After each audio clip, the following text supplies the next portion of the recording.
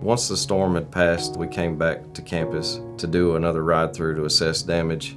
And just seeing the magnitude of the damage was unreal. Just the amount of rock, the amount of mud, silt, and debris that had been washed in. And we all knew that it was going to be kind of a monumental task to try to clean things up. But we also understood that campus was going to be a hub for response from this storm, which it quickly became. You know, at this point, most of the community around us doesn't have power. You know, the university still has power.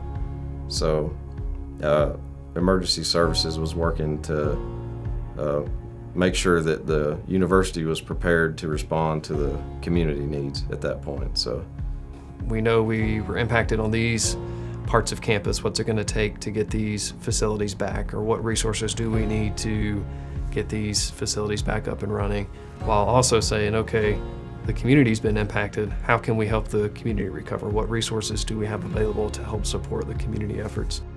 I think the university had a role to play, and not only did they embrace that role, but they embraced empathy and sympathy in ways that nobody could have ever imagined. You could see that in whatever way that they could get the word out, that they were saying very obviously, get here. Get here, communicate here, eat here, sleep here, do whatever you need to. And that was reassuring. And that was a moment where we thought, okay, you know, the university is going to be significant in what happens next. And, you know, of course, we would learn soon just how significant that role would be.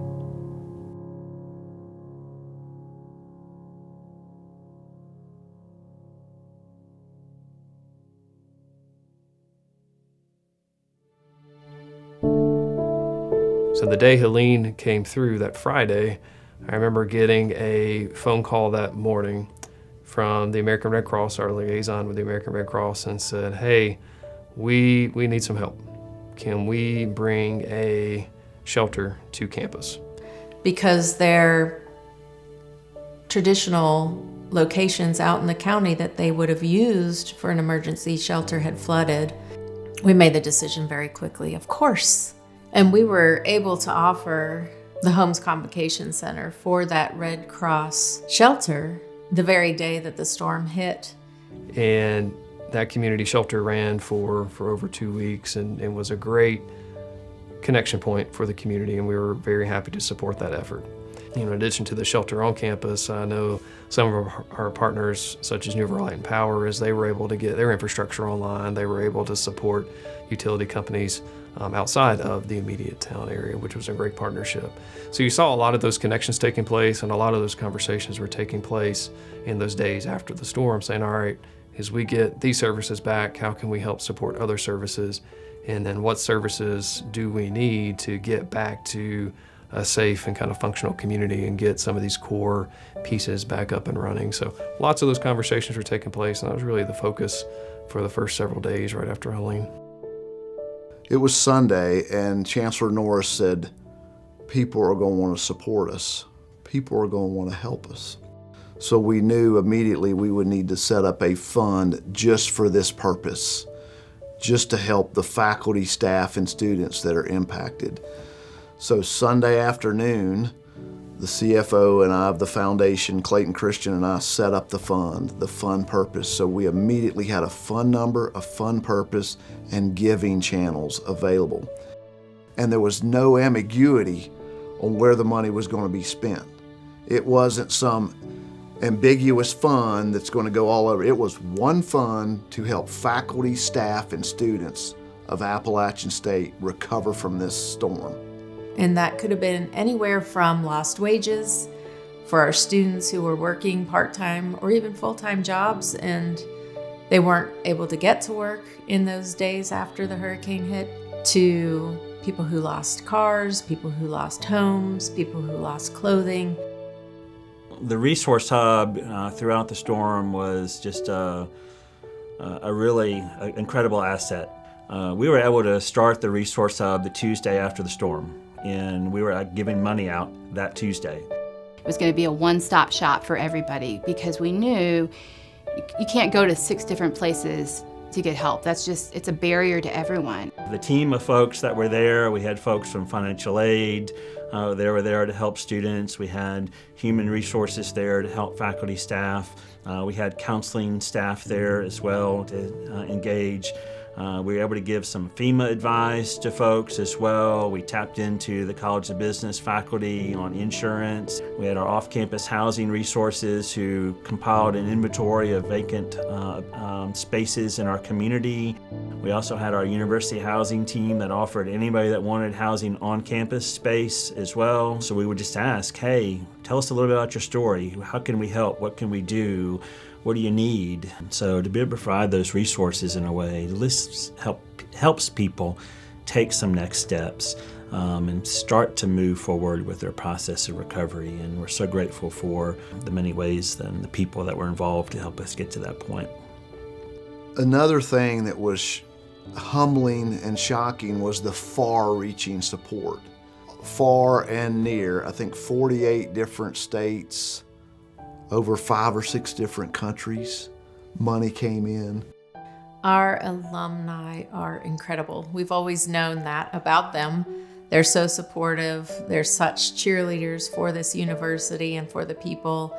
I shouldn't be surprised to say this, but it was just an outpouring of love and support in the minutes, hours, and days after Hurricane Helene came through our area. They were reaching out, calling, asking, how can we help? We have an alum, Dr. Lee Barnes, who called me and he said, I want to ask you a couple of questions about this emergency fund. And then he said, okay, thanks. And then a few minutes later, he called back and he said, I have a check. That check came to me in an envelope, and $1 million. $1 million. Thank you, Dr. Lee Barnes, and your fraternity brothers, the KAs. Wyatt Dixon put together a campaign and reached out to his fraternity brothers, the KAs, and they matched Lee's contribution. But we raised over $4 million, and within 30 to 45 days, the $4 million came into the system, into our fund, and now that fund is empty. And we're so thankful it came in, and we're so thankful it is in the pockets of our faculty, staff, and students and helped them. So the storm, I would suggest, had an incredible way of bringing folks together in the face of incredible tragedy. So oftentimes, our federal and state officials, they seem so far away.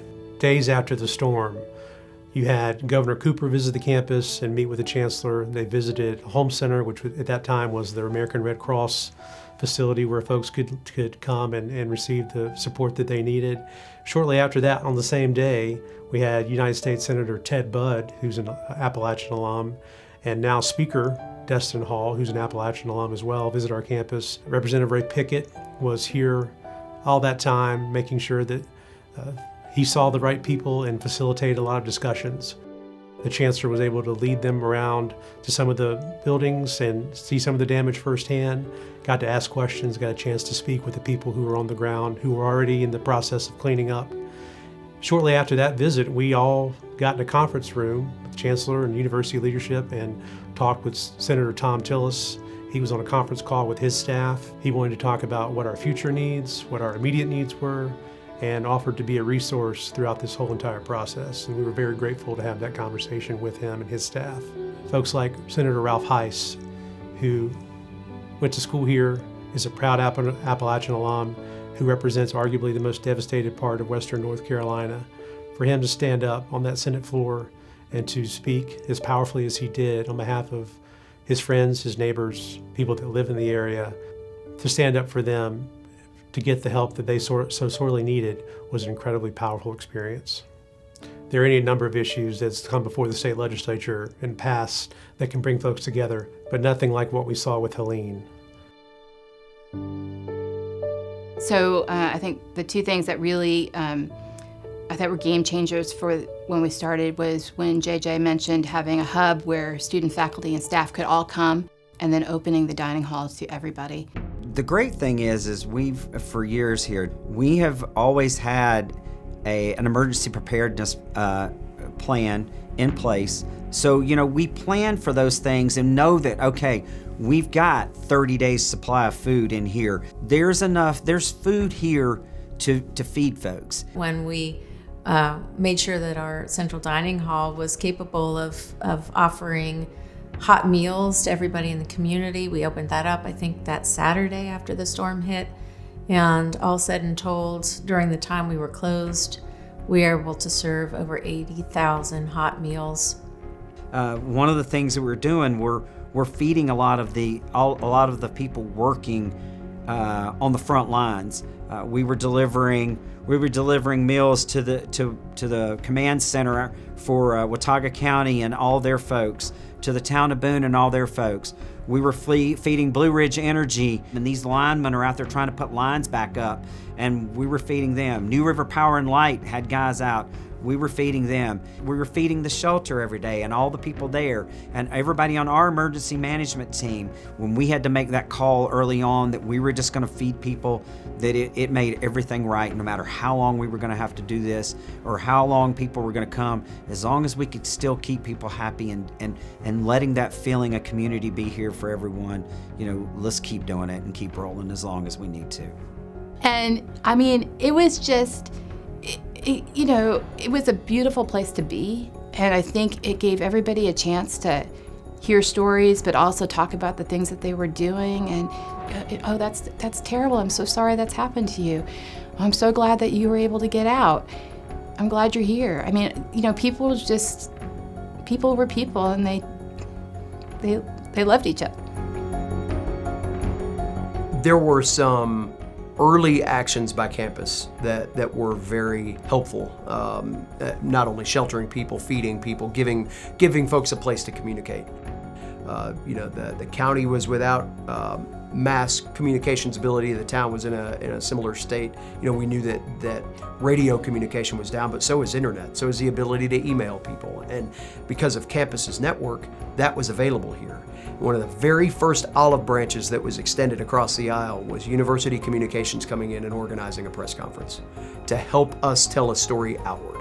That messaging ability was vital to us to not only help get the train of supplies that would eventually start coming up this way, trained on where to go.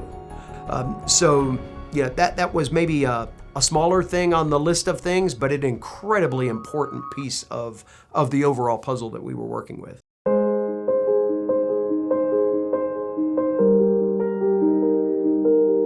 When the storm hit, the response from the student community here in Boone was unbelievable.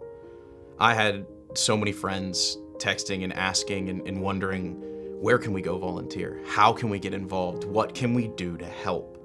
And so many students that probably at the time should have been receiving help wanted to go out and they wanted to, it sounds cheesy, but they wanted to give their all.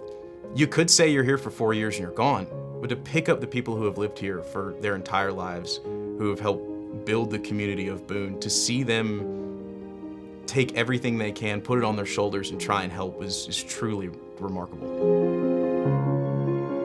Our students stepped up to help our community in ways that I can't even describe. They just showed up. They were part of all kinds of different teams, work groups. They just would show up, and they did that for weeks. It wasn't just like a one day, I'm gonna do this for a couple hours. It was day after day. They were gonna help anybody, anywhere, anytime. And, I think the more we had for them to do, the more they did. This community, now looking back at it, a year later, we are so fortunate that we rebounded from some of the struggles that other communities had because we had leadership here. We had leadership that was not one person. It was a group of people understanding that we would be better together.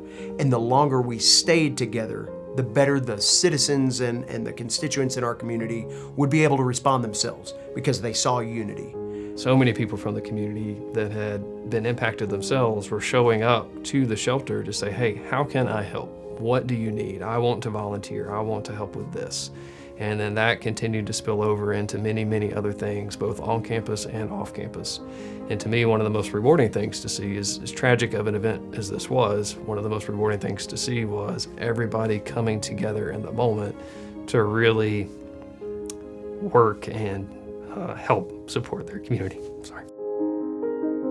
Yeah, our community stepped up, and when you think about, we were fortunate to only lose power on campus for just a few hours, and we were able to leverage, again, kind of our resources to think about how do we care for our neighbors, and that was the most important thing. No matter what was going on, that was the most important thing, and we had resources and we could help. So, I'm really proud of the ways in which we did that, and because we could step up, we did.